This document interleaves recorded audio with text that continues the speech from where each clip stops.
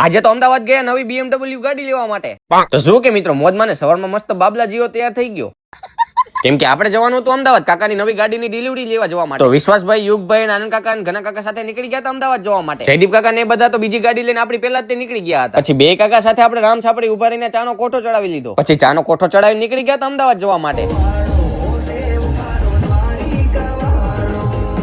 તો ફાઇનલી પહોંચી ગયા આપણે BMW ના શોરૂમ. જયદીપ કાકા ને તો આપણી પહેલા જ આવી ગયા. પછી આવી ગયા હતા આપણે શોરૂમ ની અંદર. સ્મિતભાઈ ને રામ રામ કરીએ. હા હે શોરૂમ તો જોયેલા કેવી ગાડી પડી, આમ જોવો તો ખરા. બધી ગાડી આપણે લઈ લેવી પણ ખાલી પૈસા નથી.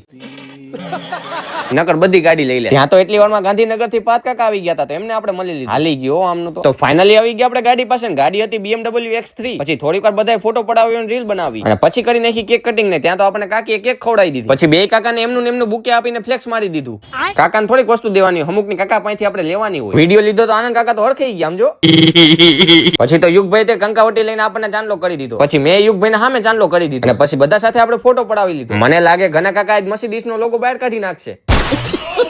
પછી આપણે તે ફોર્ચ્યુનર, BMW, મર્સિડીઝ અને કિયા સાથે આપણે રીલ બનાવી નાખી. પછી જોરદાર વિડીયો ઉતારી નીકળી ગયા હતા આપણે હોનેસ્ટમાં જમવા જવા માટે. જોવો તો ખરા ગાડી લાગે ને એક નંબર, બાકી હાલતી હોય તો આમ કટકો લાગે. આવી ગયા હોટલ ને બેસી ગયા હતા જમવા માટે. પછી જમીને ભાત કાકા ને બધાને આવજો કઈ નીકળી ગયા હતા આપણે પાંચીણા માતાજીના મઠે દર્શન કરવા જવા માટે. તો ફાઇનલી પહોંચી ગયા હતા આપણે પાંચીણા ને આવી ગયા આપણે માતાજીના મઠે. પછી માતાજીને આપણે ફૂલનો હાર પહેરાવ્યો અને પ્રસાદી ધરાવીને સરસ મજાના કરી લીધા માતાજીના દર્શન. અને પછી મેલડી માતાજીના દર્શન કરીને આવી ગયા હતા બહાર અને ભુવાજી પાસે આપણે ગાડીના ચાંદલા કરાવ્યા. અને પછી BMW માં બેસીને જયદીપ કાકા ને અમે બધા નીકળી ગયા હતા ચોટીલા જોવા માટે. અને કાકીને એ બધા ફોર્ચ્યુનર લઈને સુરેન્દ્રનગર જવા માટે નીકળી ગયા હતા. અમે જઈશું ચોટીલા. એલા એ અંદર બેઠા તોય ગદગદિયા થાય છે.